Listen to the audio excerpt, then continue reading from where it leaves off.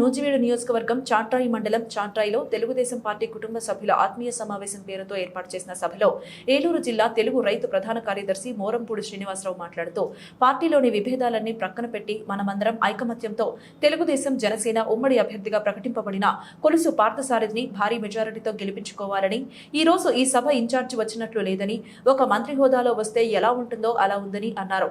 జగన్మోహన్ రెడ్డి పాలన రైతు కంటక పాలన అని రైతు కన్నీరు చూడనిదే నిద్రపోడని విమర్శించారు.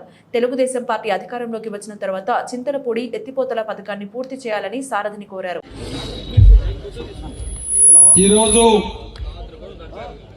చాట్రాయి మండల తెలుగుదేశం పార్టీ జనసేన పార్టీల ఆత్మీయ సమావేశానికి ముఖ్య అతిథిగా విశిష్ట అతిథిగా నిన్న భీష్మ ఏకాదశి రోజున ఒక శుభముహూర్తాన నూజివీడు నియోజకవర్గ తెలుగుదేశం పార్టీ బాధ్యులుగా ఎంపికై మొట్టమొదటిసారిగా మన చాట్రాయి మండలానికి విచ్చేసిన శుభ సందర్భంగా ఇక్కడ ఇవాళ అన్న నందమూరి తారక రామారావు గారి విగ్రహానికి పూలమాల వేసిన దగ్గర నుండి ఈ సభ జరుగుతున్న తీరు వరకు చూస్తే నాకు ఒకటి అనిపిస్తా ఉంది, మీకు కూడా అదే అనిపిస్తా ఉంటుంది.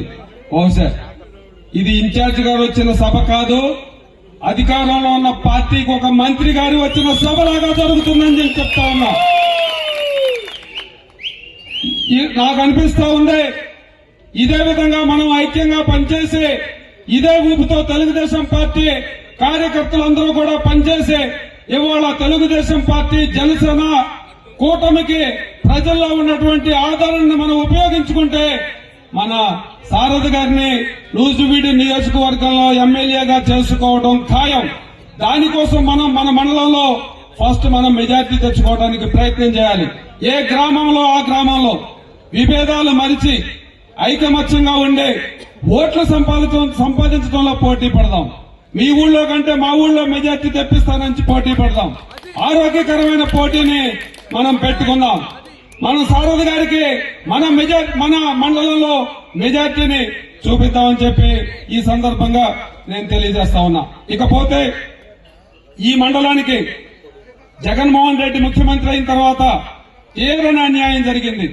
పెట్లవారిగూడ ఎత్తిపోతల పథకం మన తెలుగుదేశం పార్టీ హయాంలో నారా చంద్రబాబు నాయుడు గారు మంజూరు చేస్తే ఈ విధ్వంసకరమైన పాలన అందించినటువంటి జగన్మోహన్ రెడ్డి వచ్చి రాగానే దాన్ని ఆపటమే కాదు క్యాన్సిల్ చేశాడని చెప్పి నేను ఈ సందర్భంగా మన సారథి గారికి గుర్తు చేస్తా ఉన్నా. ఎందుకంటే మళ్ళీ మంత్రి గారు అయిన తర్వాత శాంక్షన్ చేయించుకోవడానికి మేము వెళ్తాం కాబట్టి.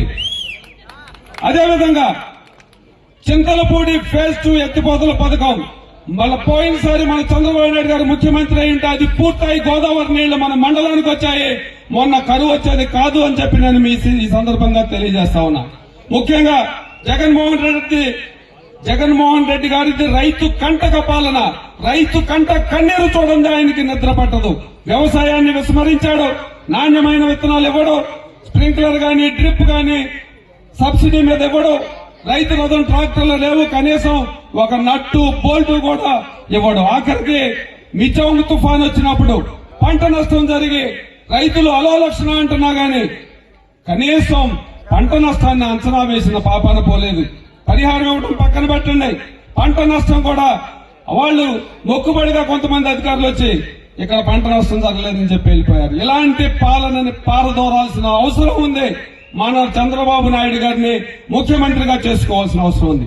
మీకు ఈ సందర్భంగా నేను గుర్తు చేస్తా, మాకు మా ముఖ్య అతిథి డెలరాం గారు నాకు టైం లిమిట్ పెట్టారు, అందుకే నేను కొంచెం ఆ టైం లిమిట్ లో మాట్లాడతా. మీ అందరికీ గుర్తుండే ఉంటుంది, మహానాడులో మన జాతీయ అధ్యక్షులు మన ప్రియతమ నాయకులు మాజీ ముఖ్యమంత్రి వర్యులు మినీ మేనిఫెస్టో రిలీజ్ చేస్తూ మనకు ఒక మాట చెప్పారు. రాబోయే ఎన్నికలు కురుక్షేత్ర యుద్ధం లాంటివి. రాబోయే సార్వత్రిక ఎన్నికలు కురుక్షేత్ర యుద్ధం లాంటివి. మీ కార్యకర్తలందరూ మన నాయకులందరూ సైనికుల్లా పోరాడటానికి సిద్ధంగా ఉండాలి అని చెప్పారు. మిమ్మల్ని ఒట్టి సైనికులుగా కాదు, మీకు నేను అస్త్రాలు శస్త్రాలు ఇస్తాను అని చెప్పి మినీ మేనిఫెస్టో ప్రకటించిన సంగతి మనందరికీ తెలుసు.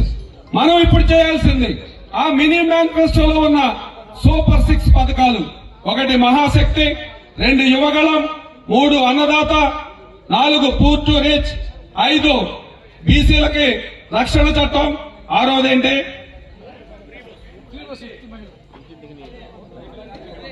6వది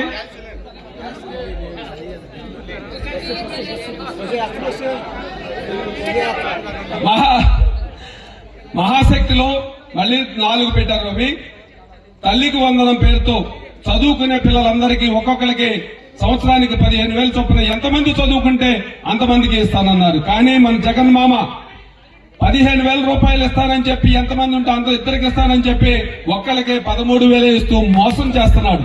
మన చంద్రబాబు నాయుడు గారు వస్తే 15,000 చొప్పున చదువుకునే పిల్లలందరికీ ఇస్తారని చెప్పి మనం అందరికీ తెలియజేయాల్సిన బాధ్యత మన మీద ఉందని చెప్పి మీ అందరికీ నేను గుర్తు చేస్తా ఉన్నా. అదేవిధంగా 18 సంవత్సరాల నుండి 59 సంవత్సరాల లోపున మహిళలందరికీ కూడా నెలకి 15,000 రూపాయల చొప్పున సంవత్సరానికి 18,000 ఇస్తానని చెప్పి హామీ ఇవ్వడం జరిగింది. ప్రతి కుటుంబానికి ఒక్కొక్క గ్యాస్ కనెక్షన్ కి 3 గ్యాస్ సిలిండర్లు ఉచితంగా ఇస్తానని చెప్పారు. ఇది మనం ఇంటింటికి తీసుకెళ్లాల్సిన అవసరం ఉంది. ఆడపడుచులకి జిల్లా వ్యాప్తంగా ఆర్టీసీ బస్సుల్లో ఉచిత బస్సు సౌకర్యం కల్పిస్తానని చెప్పడం జరిగింది. వీటిని మనం అస్త్రాలుగా ఉపయోగించాలి, ఇంటింటికి తీసుకెళ్లాలి, ఓటర్లను చైతన్యవంతులను చేయాలి.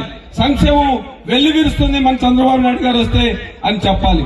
చంద్రబాబు నాయుడు గారు ముఖ్యమంత్రి అయితే వ్యవసాయాన్ని పండగ చేస్తారు. ప్రతి రైతుకి కూడా సంవత్సరానికి 20,000 రూపాయల చొప్పున అన్నదాత పథకం కింద ఇస్తానని చెప్పడం జరిగింది. ఇవన్నీ కూడా మనం గుర్తుంచుకొని ప్రజల్లోకి తీసుకెళ్లి మన చంద్రబాబు నాయుడు గారు మళ్లీ ముఖ్యమంత్రి కావాల్సిన అవసరం ఉందని చెప్పి మనం తెలియజేస్తూ మనందరం కూడా ఈ రాబోయే 50 రోజులు కష్టపడి పోరాటం చేసి అలుపెరగకుండా శ్రమించి ఈ మండలంలో మనం మెజారిటీ తీసుకొచ్చి మనం సారథి గారికి బహుమతిగా ఇద్దామని చెప్పి నేను తెలియజేస్తా ఉన్నా.